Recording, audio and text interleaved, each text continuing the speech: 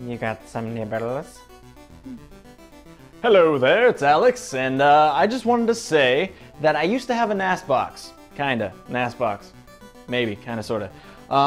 And the hard drive in it, and this is why it's only kinda sort of a NAS box, because I had one hard drive in it. It was a 3 terabyte hard drive, which I have heard many a thing about how 3 terabyte hard drives suck and they die real fast. And it's an old hard drive that I've had for a long time, and it finally died.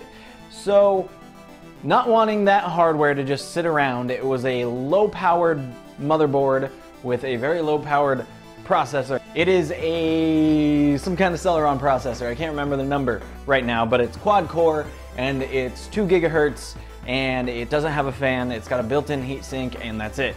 So, low-powered, which is why it was in my NAS box, and more horsepower than my little laptop that I've been gaming on and doing everything on lately. So I decided, why let all that hardware go to waste? It had 16 gigs of memory. I forgot I put 16 gigs of memory in that damn thing, so going from 2 gigs of memory in my little laptop to 16 gigs of memory is like awesome. It makes me so happy. But anyway, I decided to put that hardware in a very small form factor case. It's not the sexiest case, but you know, you gotta work with it. And use that instead of my little laptop for my gaming, because you know, we all know I'm trying not to use my big gaming rig for the next year, so I can buy a Titan X or the best card on the market at that point. Also, an Oculus Rift. So, what I'm gonna do today is I'm gonna show you a quick little video with a quick little rundown of the hardware I got going, because fuck it, I love the tech. The tech I love is good. I love it, it's great. So we're gonna do a little rundown. I'm gonna show you the inside of it and give you a little bit of the specs. And here she is. This case is nothing special. It's a Heck mini-itx.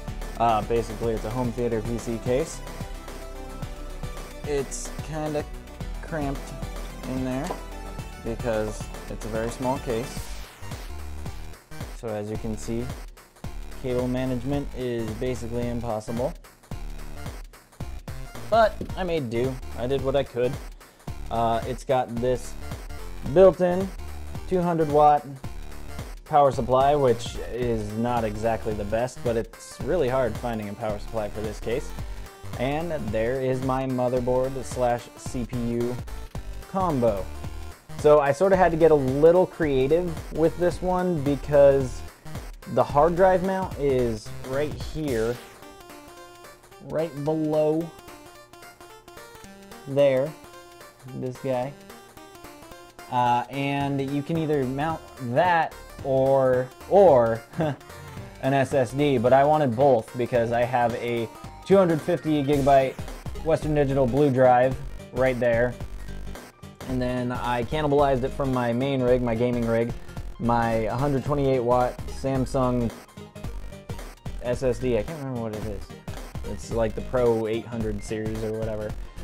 So that's kind of nice. It's nice having that for boot up and for most of my game storage, and then I've got like music and stuff on the regular hard drive, and it's worked out pretty well so far.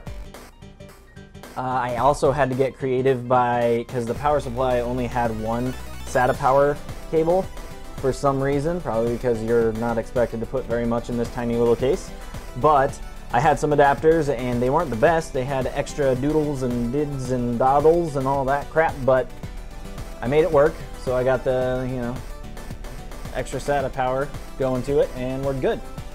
So this motherboard is actually kind of nice. Like I said, I bought it for a NAS box originally, so it has 4 SATA ports on it. I don't think it's got any good, like, advanced RAID setups, but it was nice for the time being, even though I only had one drive hooked up to it.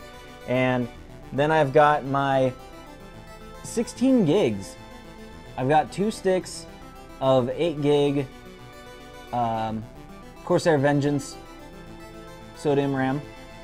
It is 1600 megahertz It's actually pretty nice, and like I wanted to do this because I had the hardware lying around. I'm trying not to use my main rig, so that's why I cannibalized pieces of my main rig.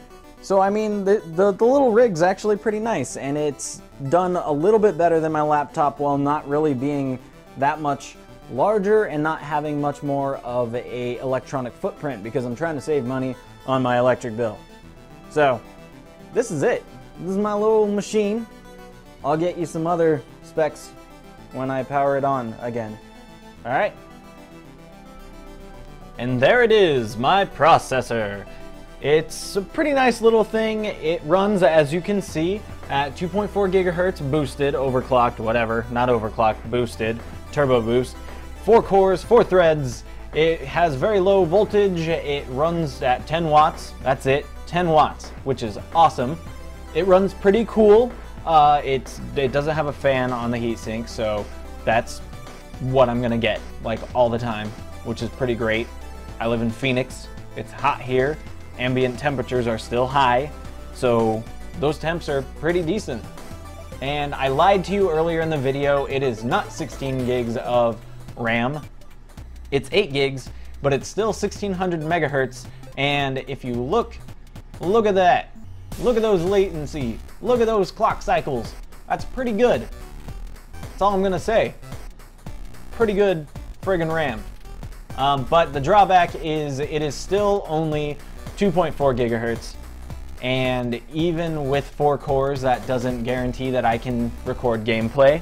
Unfortunately, any games that are built around multi-threads or many threads and blah blah blah, newer games is what I'm saying. Newer games. Fuck you. Sorry. Newer games, I probably won't be able to record because unfortunately, there will be too much CPU being dedicated to those games.